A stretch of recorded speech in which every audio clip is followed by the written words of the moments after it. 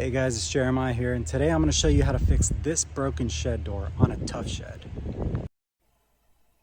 So these are all the tools that I'm going to be using for this project. These are all common tools, and if you don't have a miter saw, you could always use a circular saw.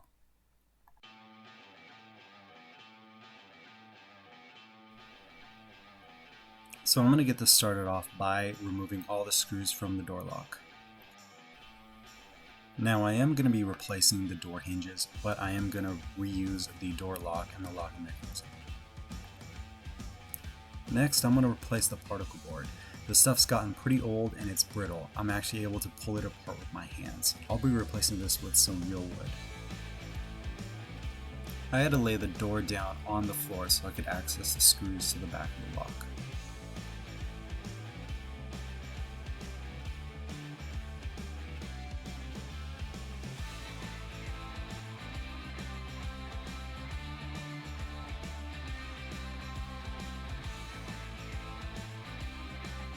I flipped the door over and I'm removing the last couple screws from this. I'm going to replace the particle board with some cedar. These are 1x3 strips of cedar, and cedar holds up really well during the wet rainy season. Now the hole for the door lock is not dead center, so I'm going to use the old piece to trace that out before I drill out the new hole.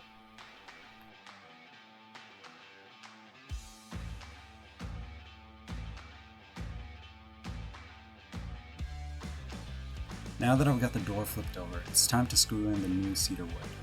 I'm going to be using exterior wood screws for this, and I'm going to fill in the holes with some wood filler.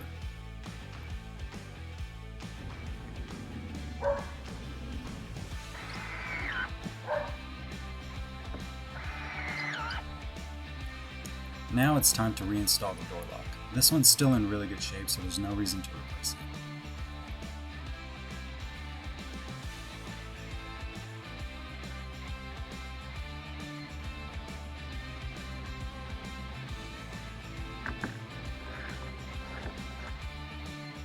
Now you can see just how shot some of these hinges were, and I've got more broken particle board that needs to be replaced with some cedar planks.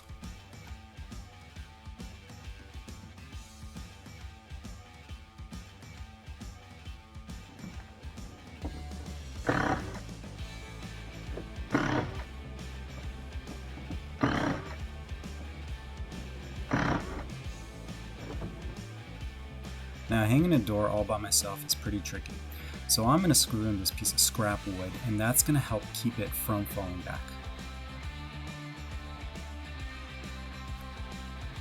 Now this door only weighs about 40 pounds, but I really don't want it falling back on me, and I need a way to keep it steady while I'm trying to hang it.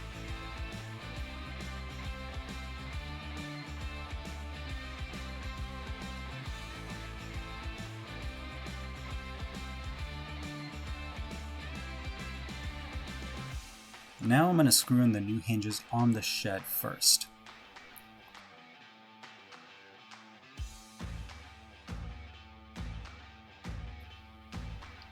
Now to hang the door on the hinges, I had to use this piece of wood as a lever so I could lift the door up. This did take a little bit of trial and error, but it was pretty easy to do.